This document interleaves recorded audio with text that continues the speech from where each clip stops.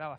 Pero creo que es un tema esencial en la filosofía el poner la lucha como un eje que vertebra, en muchos casos, la dialéctica, es decir, el proceso de contrarios que evolucionan para que las ideas vayan mejorando a nivel filosófico. Entonces, creo que hoy, quizá por ahí, junto con el tema de la identidad, por aquello de que tenemos un embalse que eliminó la identidad de un pueblo antiguo para dar lugar a un pueblo nuevo, que es en el que estamos haciendo el programa. Y todos estos elementos, lucha, identidad, agua, ¿cómo los casamos? ¿Cómo los ordenamos?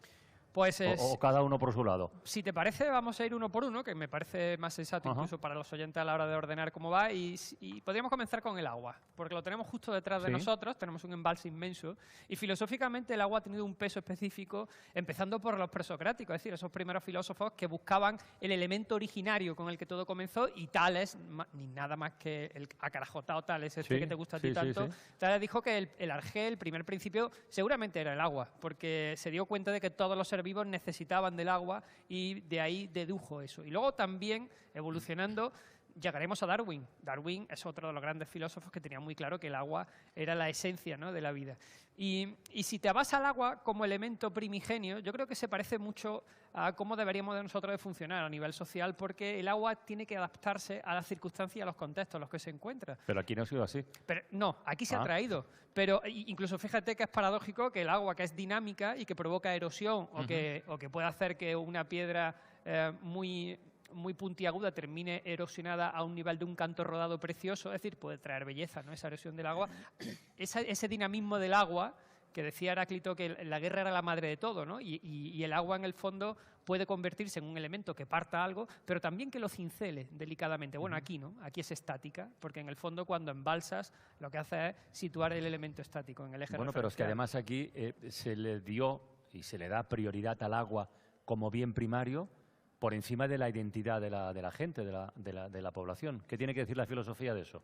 Hombre, a ver, si nos ponemos a polemizar, que esto le gusta mucho a Isaías, que por cierto, eso es otra, veo que me ha vuelto a sacar hoy. Bueno, la culpa es tuya, ¿No? que metes la pata cada 2 por 3 y él te saca la unidad de vigilancia. Si eso se lo pones a huevo. Creo que tiene una inquina ahí de no abrir especialmente el abanico a la filosofía, ¿no? Pero bueno, eso lo vamos a discutir otro día. Es verdad que cuando el agua prioriza, en este caso, a la vivienda o al uso particular que había aquí en Riaño, en el pueblo anterior, que ha pasado en muchos pueblos de España, por cierto, el hecho de que un pantano o un embalse, en este caso, anegara, ¿no?, la identidad histórica de un pueblo, lo que hacen es priorizar un bien colectivo frente a una propiedad privada, que no deja de ser una propiedad privada en su momento, que se expropia. Entonces, parece ser que hay un enfrentamiento entre una ética utilitarista que te viene a decir que lo que se busca es el mayor beneficio para el mayor número de personas. Entonces, pensando en el agua, pues se llega a esta conclusión de que no es inmoral echar abajo todo un pueblo con su seña de identidad y su propiedad privada y expropiarlo, porque lo que se va a beneficiar es a un mayor número de personas. Es un dilema muy común en filosofía, pero hay que tener cuidado.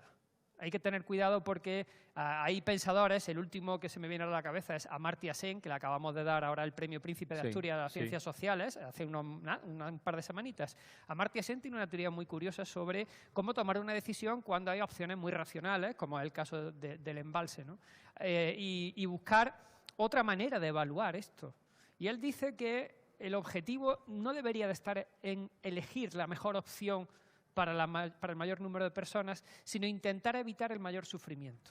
Es decir, poner el foco en el perjudicado, en el sentido de decir, bueno, ¿qué opciones existen? Aquí había una alternativa, que yo he estado leyendo no hace mucho, que decía que bueno, se podrían hacer pequeños embalses a lo largo de toda esta zona, que es verdad que tendrían menos capacidad de retención y serían un poco más costosos, pero no se tendría que haber anegado en ningún pueblo. Entonces, bueno, pues tienes una alternativa que Amartya Sen diría, esa es la que menos sufrimiento trae. Y esta teoría, que es muy interesante y muy oportuna, a mí me lleva a una frase, a un dicho, que además yo creo que lo he utilizado esta tarde al abrir la ventana, que es lo del fin. El fin justifica los medios. ¿Qué dice la filosofía de eso?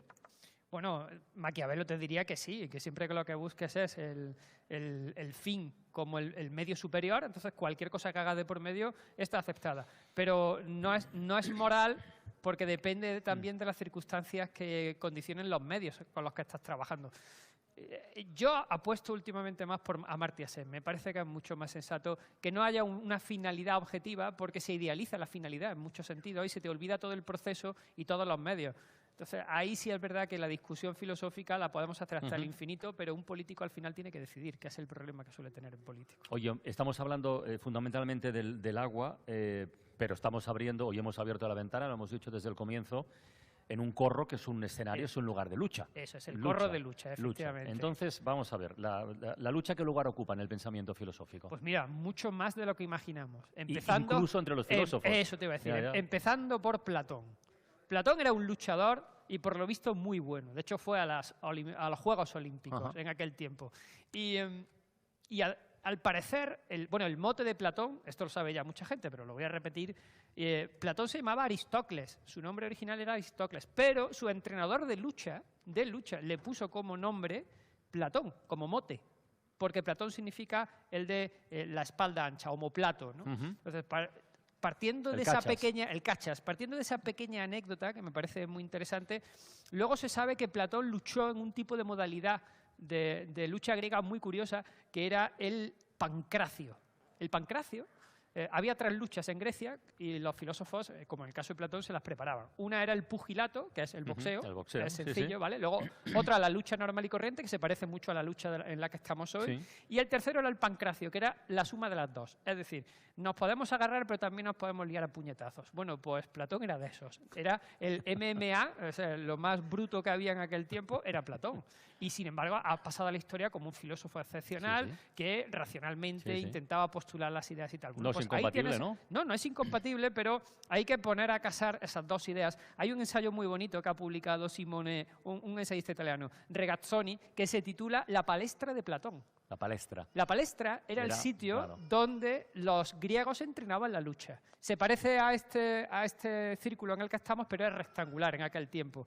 Y hay muchos episodios de filosofía, sobre todo en los diálogos platónicos, donde se juntaban en la palestra los filósofos a dialogar mientras los jóvenes practicaban lucha, ¿no? Y entonces ellos cuentan, incluso Séneca en Roma también cuenta esto, ¿no? Que se iban a los gimnasios, que por cierto, la figura del gimnasio es un sitio maravilloso en Grecia porque no solamente había lucha, como la que tenemos aquí, sino que también había exposiciones casi educativas en los gimnasios. El gimnasio viene de la palabra gimnos, que es desnudo, porque los luchadores en la antigua Grecia luchaban desnudos, para que no hubiese trampas, ¿no? En ese sentido. Y no es el único. O sea, si tiras de la historia de la filosofía, ahora se me viene a la cabeza uno muy famoso, que es Bruce Lee. ¿Cómo Bruce Lee era filósofo? Bruce Lee era filósofo, estudió filosofía y creo, si mal no recuerdo, no me falla la memoria, creo que hizo hasta el doctorado, la tesis doctoral en filosofía. Y luego lo que él hizo con las artes marciales, de hecho se llaman artes marciales. Fíjate que no se llama el arte de la guerra, en el fondo no deja de ser una especie de humanismo artístico. Eso me sugiere, como Bruce Lee nos lleva al cine, por razones obvias. Te voy a juntar 2 conceptos. Te voy a juntar el concepto de la lucha sana, digamos, como la que puede darse aquí, la lucha leonesa, y la lucha de clases. Y esos 2 conceptos coincidían en una película que mucha gente recordará, con Brad Pitt y Edward Norton, que es El Club de la Lucha. Quiero en el Club de la Lucha los más fuertes y más listos de la zona. Veo mucho potencial, pero está desperdiciado. Toda una generación trabajando en gasolineras, sirviendo mesas o siendo esclavos oficinistas. La publicidad nos hace desear coches y ropas. Tenemos empleos que odiamos para comprar mierda que no necesitamos. Somos los hijos malditos de la historia, desarraigados y sin objetivos. No hemos sufrido una gran guerra, ni una depresión. Nuestra guerra es la guerra espiritual. Nuestra gran depresión es nuestra vida. Crecimos con la televisión que nos hizo creer que algún día seríamos millonarios, dioses del cine o estrellas del rock. Pero no lo seremos. Y poco a poco lo entendemos. Lo que hace que estemos muy cabreados.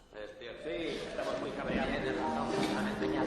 Esta peli tiene años, pero la reflexión es perfectamente válida para hoy, ¿eh? Es contemporánea la reflexión. Pero es otra mirada de la lucha, ¿eh? Sí, pero es otra lucha que yo creo que todavía sigue vigente en el ideario de muchas personas. La lucha de clases. Decía Marx que la violencia es la comadrona de la historia. Tú fíjate, la violencia es la comadrona de la historia, porque decía que llegaba un momento en el que seguramente los que tienen los medios de producción, los propietarios de los medios de producción, pues no iban a ceder voluntariamente a aquellos medios de producción al proletario, ¿no? Y entonces la única manera de poder quitárselos era pues por medio de la violencia, que es una de las reflexiones de fondo que deja ahí Brad Pitt cuando dice estamos muy cabreados, ¿no? ¿Qué vamos a hacer? Bueno, pues al final entra en la lucha.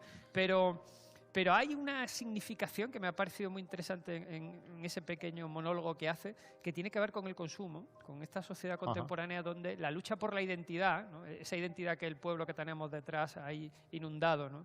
hizo que desapareciera. Hoy yo creo que se está enfocando mucho desde el plano de singularizarse a toda costa y a toda manera, especialmente en el mundo digital. Es decir, yo creo que se está luchando, la lucha contemporánea está muy enfocada también en el yo, en intentar que de alguna manera te visibilices, aunque sea en el plano mediático, ¿no? Y se están viendo barbaridades en ese plano de la singularidad del avatar, que yo denomino avatar cada esa figura que hemos creado. Oye, pero aparte de la lucha de clases y del agua, existe un elemento que también ayuda a construir la identidad, que es la cultura, que es la memoria. Aquí en Riaño existe un conjunto monumental que constituye un ejercicio de memoria colectiva. Hay una iglesia, eso la gente de aquí lo sabe perfectamente, pero los de fuera no, y está bien que se lo expliquemos. Una iglesia que fue desmontada piedra a piedra y trasladada a su actual ubicación, al menos para conservar esa parte de memoria. Y la ha visitado Pablo Bodega.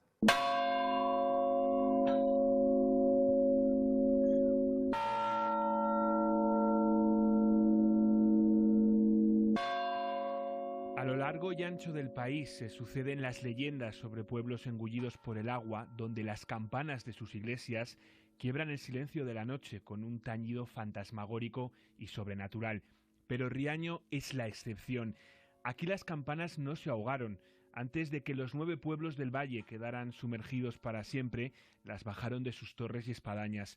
Ahora cuelgan todas juntas en una estructura de factura contemporánea que saluda la entrada del nuevo Riaño. Es la localidad que se construyó para dar cobijo a aquellos a los que el cierre de compuertas expulsó de casa. El moderno campanario se alza en un promontorio que domina la zona con unas vistas privilegiadas. Junto a él, otros 2 símbolos de lo que fue la vida en el valle, la iglesia y el hórreo, indultados y trasladados a este cerro del recuerdo que preserva la memoria física, pero sobre todo espiritual, de los pueblos que yacen bajo esas aguas que ahora les sirven de espejo. La iglesia se trajo piedra a piedra desde el pueblo de La Puerta. Es un templo modesto, a caballo entre el románico y el gótico, construida en piedra y de formas rotundas. En uno de sus laterales se abre un pórtico y la corona una recia espadaña. Se trata de una construcción prototípica de la zona, cuya silueta nos traslada con facilidad a cualquiera de los pueblos sumergidos. El hórreo, de teja y madera, es de pequeñas dimensiones. Procede de Salio. Estos almacenes salpicaban antes todo el valle. Ahora solo nos queda este.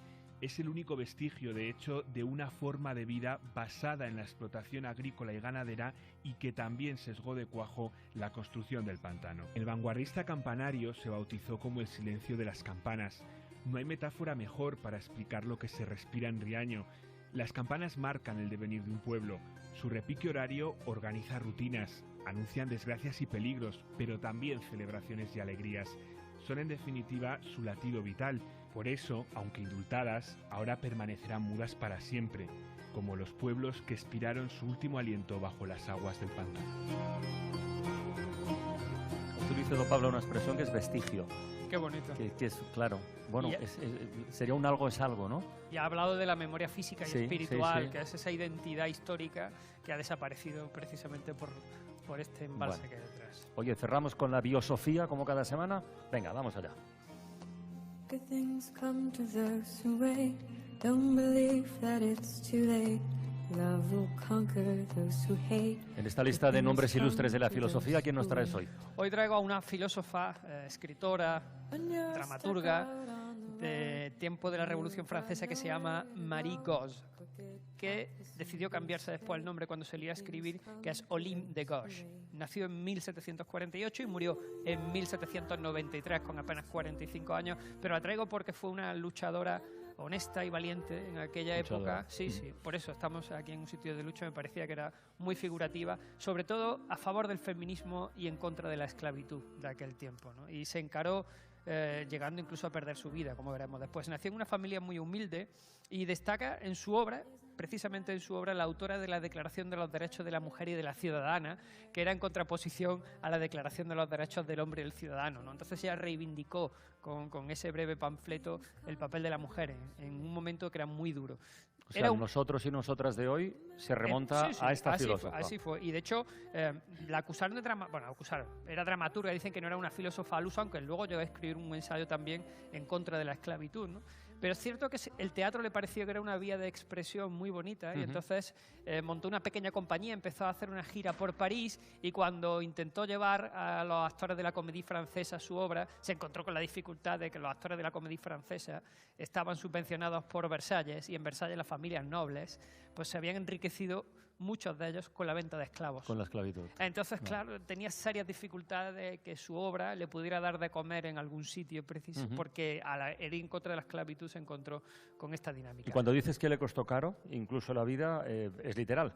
Es literal, porque llegó un momento en el que ella se hizo girondina, apoyó en la Revolución Francesa a los girondinos que perdieron contra los jacobinos. Entonces el comité de la Revolución Francesa la detuvo.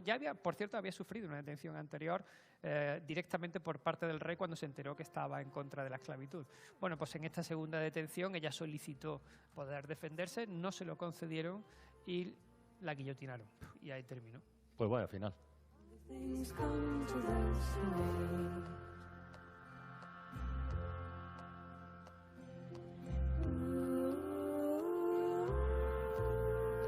Cuántas cosas aprendemos cada semana contigo. José Carlos Ruiz, muchísimas gracias, amigo.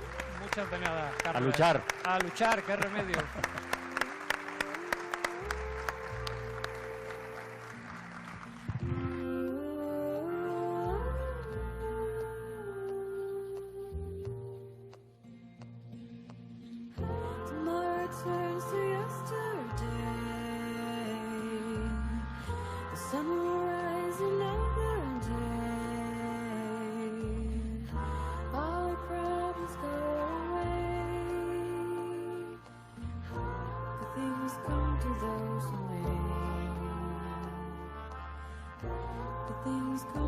La Ventana, con Carlas Francino.